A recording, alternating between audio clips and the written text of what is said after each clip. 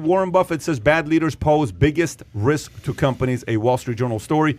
Poor management is a top threat facing companies, according to Warren Buffett. The chief executive of conglomerate Berkshire Hathaway said choosing the wrong people to lead an organization is the #1 risk for businesses. In his 5 decades running Berkshire, Buffett said he has seen a number of companies fail, from textile mills to department stores, and he suggested that a consistent element could be found in those failures beyond changing consumer behavior or shifting market forces.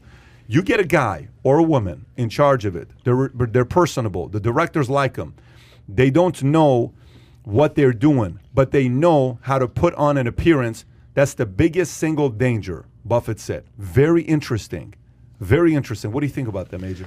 Well, for me, it's a little dated. I feel like it is dated. I feel that there are individuals that are way more talented and skilled, even from the appearance perspective, because, as I said earlier, even from a political standpoint, it does matter that you have experience in politics, but it doesn't matter if you're not willing to be open to the evolution of how to lead, people or galvanize or even win a particular election. So when it comes to what he's specifying, that's more of a niche perspective, which has drastically changed in a lot of different industries. And, I get it. I respect his mind. I respect the temperament of what he's saying. But I think it's stemming from a little resentment. These social media app companies have, they're been very, what's the word for it? They're disruptors. They're and his model is very different. And so when it's something that you don't understand and they didn't ask him for permission, that's what happens. No different than what I'm doing. I'm not asking for permission. I've chosen to exist. I'm experienced because of my mindset and what I'm telling you that I'm experienced, and we're going to do this together. So I think there is a little resentment there. There is a little bias. That's a part of that. I still respect his mind. He's done a lot of great things, but evolution does occur and it does exist. Yes, it does. That is the truth. Adam, what do you think? About this specific leadership question, or just his The whole leadership everything? question. We talked about this, like who's hosting the Oscars, like who's the face of the brand. Yeah. The person at top does matter. Like the CEO does need to drive a company. You would have the best perspective on this, I think, more than anyone, right? You being as a CEO, leading the field, leading the sales force, leading your entire company.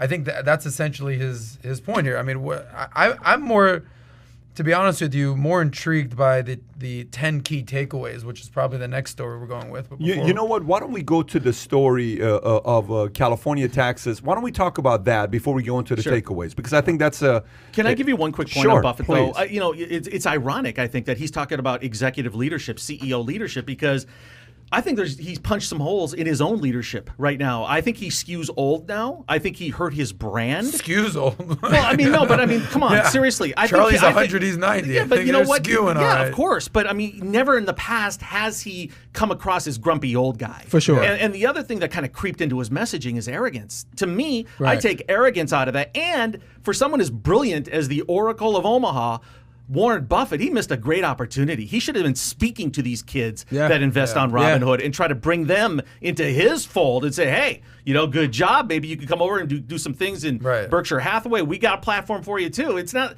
It seems like he's a supper club owner. Right. And he needs to have a little happy hour thrown onto that menu, right? Just lighten up and loosen up. Those are some of the takeaways that I want to touch. I know Pat and Moon, but you know what they remind me of, him and Charlie Munger? You see the Muppets and the two old guys up in the audience, like, oh, you idiot Muppets down there. Yeah, but let me read this story and then we'll get into what the page is that? So same page 5. When asked about people leaving California because of taxes and a high cost of living, Mr. Munger said he thought state governments were making a mistake in allowing residents to be wooed elsewhere. I do think it is stupid for states to drive out their wealthiest citizens, Mr. Munger said. The old people don't commit any crimes. They donate to local charity. Who in the hell in the right mind would drive out the rich people? Florida and places like that are very shrewd, and places like California are being very stupid. That's Munger. Do you agree? I agree. Okay. Tell us why. I agree. When you look at the top, 5%, 1%, they add so much value that a lot of people don't take credit for or give them credit for. They are the ones who donate to foundations. They are the ones who give back. They are the ones who, employ, thousands, if not millions of individuals and provide those opportunities. I don't agree with the culture that we're in now, the eat the rich culture. I don't believe at looking at someone like you, that's successful and becoming envious of that. I look at you and I get inspired, and then I start to try to dig and see how you did it, or if I get a chance to meet you like I have now, ask you, what did you do, or what is your insight? So a lot of people don't think that way. So I would encourage people to change that mindset when it comes to that. And why punish them? This is a successful model here in Florida, right? They are very shrewd when it comes to how they receive that, and they want to retain those individuals. And you should want to woo people to stay, because that's tax revenue that's going to help infrastructure. It's going to help the economy grow. You know what these guys are remind me of? By the way, great point he's making with Munger. Why would you want to lose your wealthiest people? Yeah. What do they do? Like, do they even have the energy to go commit a crime? They got money. They're going to spend money. They're going to buy stuff. They're going to reinvest in the community. They're going to, hey, we need $1 million to build a church. We need $1 million for the school. Here you go. Here's $500,000. Here's $100,000. Why would you want to lose these guys? There is no logic in wanting to lose your wealthiest people, who are typically your oldest people that you have in your community, because it takes a while to compound interest and create that wealth. Why would you want to lose them? Yeah, I was a little underwhelmed by his comment, to be honest with you, because I just thought it was so obvious. I mean, I would rather hear from him maybe some solutions or some other ideas, but it's because these governors are so short-sighted. All they think about is tax revenue, right? And they're going to create, and they have no vision. So all they can go back to their imagination. Yeah, all they can think about is, what can I do to have someone like me the next day? I'll just give them more money, or we'll come up with a new camp or a government aid program or something. So there's just the lack of inspiration from these guys is just demoralizing. So let me just go through the 10 key takeaways, and then let's process it together. So these are the 10 key takeaways from Buffett and Charlie Munger at the Berkshire Hathaway's 2021 shareholder meeting. This is a story by NASDAQ. I'll just say the main point of what it is, and then we'll go process it together. Number one, stock market leadership is fleeting. Number two, Buffett and Munger disagree on S&P 500 versus Berkshire Hathaway, meaning Buffett said, I've never recommended Berkshire to anybody, as he has always wanted to avoid any appearances of giving any inside tip on the stock of the company he runs. But Munger has a different view. He says, I personally prefer holding Berkshire to holding the market. He said, arguing that Berkshire's set of businesses and investment are, in his view, better than the average across the market, even though Berkshire Hathaway has not beat the S&P 500 the last decade, by the way. Number three, Buffett. Airlines have done better because we sold. I love it. Number four, a minor mistake from Buffett. Some have questioned why Buffett trimmed his stake in tech giant Apple. The Oracle of Omaha admitted that was probably a mistake. Charlie, in his usual low-key way, let me know it was a mistake. Number five, why Buffett doesn't like SPACs. Buffett expressed his dislike for the SPAC business model, specifically the requirement for most SPACs have to find a business within 2 years. If you put a gun to my head and said, you've got to go buy a business within 2 years, I'd buy one, Buffett said. But it wouldn't be much of one. Number six, views on the impact of low interest rates. Number seven, Munger on Bitcoin. Responding to a shareholder question about Bitcoin, Buffett decided to dodge the question, his motivation avoiding making the hundreds of thousands of viewers who own the cryptocurrency unhappy. But Munger didn't hold back. He said, I hate Bitcoin's success. Okay, the whole damn development is disgusting and contrary to the interests of civilization. Number eight, a Buffett dig at Elon Musk. When asked, another shareholder question was addressed to Berkshire Hathaway insurance business, asking whether he'd write an insurance policy for Tesla's CEO and SpaceX founder Elon Musk for his proposed missions to Mars. Jane quickly said no. Buffett demurred, however. It would depend on the premium, the Berkshire Hathaway CEO said. And I would probably have a somewhat different rate if Elon was on board. Number nine, Buffett and Munger smacked down Robinhood. This one got ugly, by the way. They didn't have nice things to say about him. They said, Buffett and Munger, however, were deeply critical of Berkshire. Buffett noted that Robinhood has become a very significant part of the casino group that's joined the stock market in the last year and a half. Munger went further. It's just god-awful that something like that would draw investment from civilized men and citizens, decent citizens. It's deeply wrong. And last but not least, Berkshire's dynamic duo has learned some lessons in the last year. So, Adam, I've said a lot. What are your thoughts? So you went down the list. I thought it was a very good breakdown. Shout out to Kai for doing the research. And, yeah, this was great. And this was very helpful. I feel like I've taken a whole economics class just from Kai's research. So thank you. That's how I felt last night. Exactly. So shout out to Major and I doing our research. But a couple of things that stuck out for me from that list is, number one, this gentleman named Greg Abel is going to be stepping in for Warren Buffett and Charlie Munger. And I thought it was I had to write a little LOL note here. And he said that between the two people that I was choosing from, between Greg Abel and Ajit, what's the gentleman's name? Ajit Jain. He went with Greg because he was young. Abel was 59 versus 69. I think that's rich coming from a 90-year-old and a 98-year-old. If we're going to go with the young guy here. Then their hate on Bitcoin just feels out of touch. And they probably do have some valid points. Don't get me wrong. If you've made a 60-year career of investing in companies with, PE ratios and earnings and leaders and everything that a real company possesses, and now you just have these, digital wallet assets, decentralized cryptocurrency, I feel like they have this opportunity to go, you talked about legacy. What do I want my kids to be known as? What do you want these young investors to remember you as? Is these sour old dudes that hated on you, or the greatest investor of all time that kind of gave you some wisdom in their final days? And business-wise, it is final days. He's stepping down. But last but not least, I think this is something interesting regarding the smackdown on Robinhood.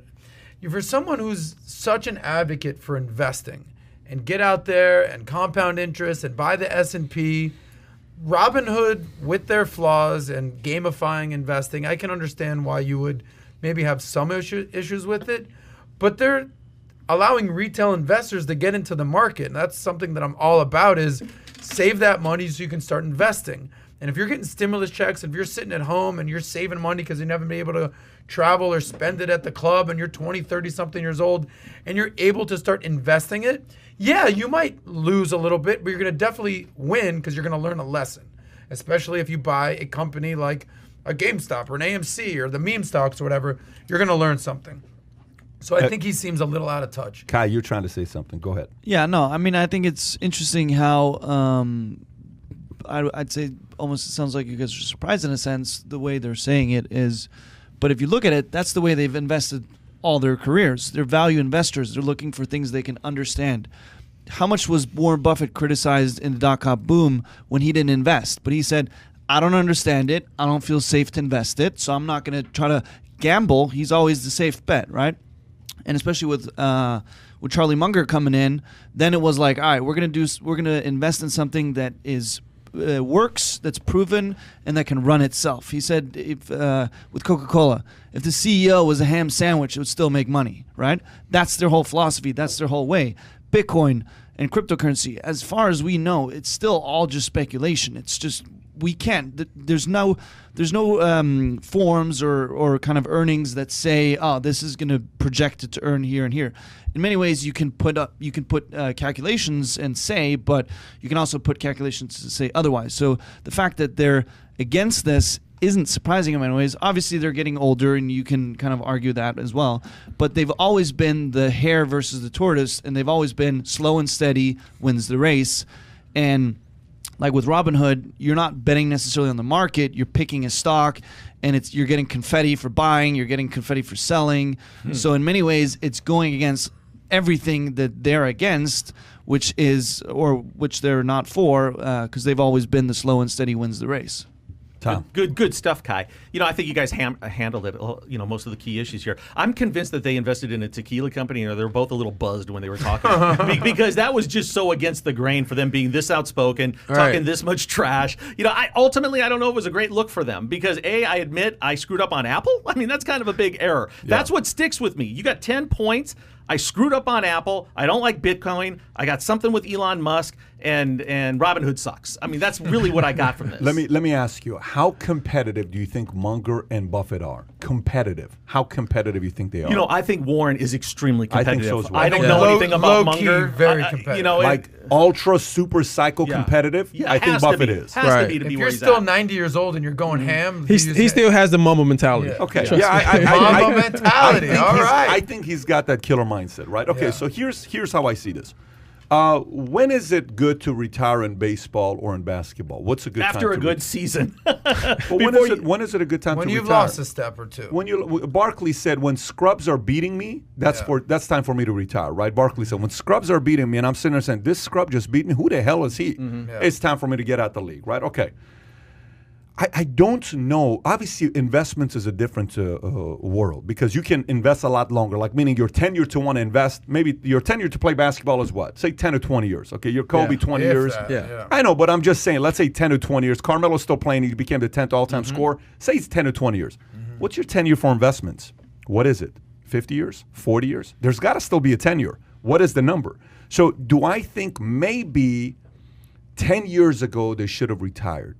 Maybe 10 years ago they should have replaced themselves. Maybe 15 years ago they should have replaced themselves. I don't know. One of the hardest things to do is when you look at someone, you know, do you remember that interview? Who was the guy, the boxing commentator who, he's famous for always interviewing boxers after the fight. He's looking at Mayweather and he says, but why did you hit him in the face when he wasn't looking? Larry Merchant? Larry Merchant, right? When Larry Merchant, if I was 20 years younger, I beat you or whatever, right? And then I like to see you try it. And then Mayweather and him going back and forth, right?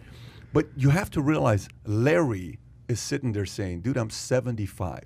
But if I was 25, I would have whooped your ass. Let's just say that's the mindset because he goes back and remembers who was 25. Think about Buffett sitting there saying, who the hell are you guys? Man, I've been going at this for freaking 80 years since I was 10 years old investing in. Who are you schmucks when I went into those meetings to want to learn about being an investment banker? Yeah. But there's a flaw in that. There's a weakness in it. It's almost like this, okay? I had a girlfriend of mine years ago, and she was modeling, acting, movies, all that other stuff. I said, you know, there's one thing you got to be very careful with. She says, what? I said, if the only way you get attention is your looks, when it goes away, you're psychologically going to have a meltdown when it goes away. Damn. Because it's eventually going to go away for everybody. Yeah. You're going to look like this forever, just so you know that. There's gravity. Things work against you as you age. It's just not going to be in your favor long term. Buffett and Munger are the examples to me of a drop-dead gorgeous girl that they no longer look good because better-looking girls are coming up and they have a hard time because they no longer get the attention that they used to get. I may be fully wrong. I may be absolutely off base here and I'm missing it, but I think for them, the route that you were recommending, fantastic route to say, hey, why don't we bring these younger guys together and see what we can do? Why don't we, hey, you think you can do something? Come on down. Let's create a summit and bring them up. Why do you think about this? And closed doors, not even open. Hey, bring the Bitcoin guy, Anthony Papliano, we just had there, that he went, they're going back and forth. Yeah, bring some of these guys in that they don't know nothing about. What is the future? Because the reality of it is, you kind of got to pivot. You know, you kind of got to pivot right now. eBay just announced they're about to take Bitcoin. Matter of fact, this was our first week ever where one of the companies I'm hiring as a consultant, they paid us by Bitcoin. Wow. Like, do you receive? I'm like, yeah, sure, we'll receive by Bitcoin. And we'll send a bunch of Ethereum. No problem. People are now going in that direction. And whether you like it or not, you have to pivot. I don't know if they're doing that. So if you enjoyed this little short segment from the podcast that we did, here's another short segment to watch. Or if you want to see the entire podcast, click over here. Take care, everybody. Bye-bye.